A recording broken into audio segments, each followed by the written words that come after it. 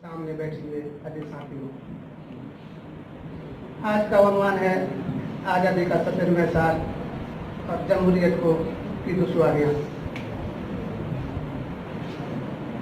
जमहूरियत के सामने और जमहूरियत के लिए अल्लामा इकबाल ने शेर यूँ कहा है कि जमहूरियत एक तर्ज हुकूमत है कि जिसमें जमहूरियत एक तर्ज हुकूमत है कि जिसमें बंदों को गिना करते हैं तोला नहीं करते। और आज अगर जमहूरियत की सबसे बड़ी चुनौती है तो यही सबसे बड़ी चुनौती है कि बंदों को गिना करते हैं, इसको तोला नहीं करते। यही वजह है कि अनपढ़ जाहिल गंवार लोग जो कि समझते नहीं है राजनीति को और किसी और चीज को समझते नहीं है, इसलिए कि पॉलिटिकल लोग यही चाहते हैं कि लोगों को हमको सक्षम नहीं करना है, लोगों को मसावत नहीं देना है, न पढ़ने के मामले में, न समाज में रहने सहने के मामले में, न घूमने के मामले में, न शादी ब्याह के मामले में, न मजहब के मामले में, न किसी भी मामले में मसावत देना चाहती है। यही वजह है कि आज तक 70 साल तक लोगों ने हुक्मरान ने जिसको हमने अपने ऊपर शासन करने के लिए चुना था, उन्होंने अपने ऊपर ही एक ऐसा कानून लाया जो कि हम नहीं देख पा रहे हैं, जिसको इनविजिबल कहते हैं, और हमारे ऊपर एक ऐसा शासन लागू कर दिया जिसके तहत हम उसको उबर नहीं पा रहे हैं और हम समझ नहीं पा रहे हैं कि हमारे साथ हो क्या रहा है। यही वजह है कि आज तक 70 साल तक हम जिस मकाम को तय करना चाह रहे थे वो नहीं कर पा रहे हैं। और इस जमहूरियत के सामने दो बड़ी चुनौती है। ये तो यह है कि सबसे पहले जमहूरियत में रहने वाले लोगों को, जमहूरी शख्स को ये जानना होगा कि उसके बुनियादी हुकूक क्या है, और दूसरी चीज ये है कि उसके बुनियादी फराइज क्या है। जब तक इंसान बुनियादी हुकूक और बुनियादी फराइज को नहीं जानेंगे वो शख्स तरक्की नहीं कर सकते हैं।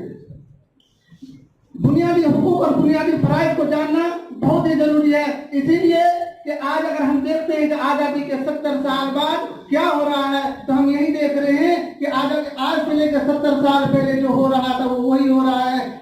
हम उसका तस्वीर क्यों खींचते हैं कि आज से पहले अगर किसानों को सूदखोरों ने सूद देकर उस पर जुल्म ढाया करता था, तो आज भी किसानों के साथ उसी मामले को हम देख सकते हैं। किसान आत्महत्या कर रही है, खुदकशी करने पे मजबूर है।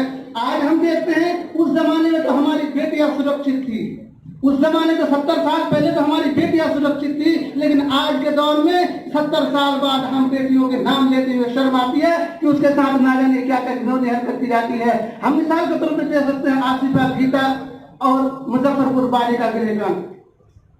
तो हमें ये देखना चाहिए कि हमें प्रॉब्लम क्या है। तो इसी की वजह से हमें बहुत सारी दुश्वारियां आ रही है, और इस दुश्वारियों में से चंद दुश्वारी इस तरह है कि दहशतगर्दी जो कि आजादी के जमहूरी को फरोग देने में बहुत सारा मुश्किल फराहम कर रही है, गरीबी, भुखमरी, जात पात का निजाम, वोट बैंकिंग की पॉलिसी, मजहबी आत्मरवादारी, हुक्मरानों में खुलूस नीयत की कमी, वो सिर्फ अपनापन सोचते हैं। 90% लोग हिंदुस्तान में जो कि जमहूरी मुल्क में अपने नहीं सोचते हैं, जमहूर के लिए नहीं सोचते हैं। तारीख बदलने में हुकूमत मदद करती है, अहले इल्म का कुछ लोगों के पैरों तले हो जाना और चापलूस बन जाना, तालीम की कमी, ये तमाम मसले हैं जो कि जमहूरियत के सामने बहुत बड़ा चैलेंज बनकर उभर के सामने आई है। हम एक शेर कह के अपनी बात को खत्म करूंगा कि वतन की खाक जरा एड़िया रगड़ने दे, वतन की खाक जरा एड़िया रगड़ने दे, मुझे यकीन है चकमा यहीं से उबलेगा, मुझे यकीन है चकमा यहीं से उबलेगा।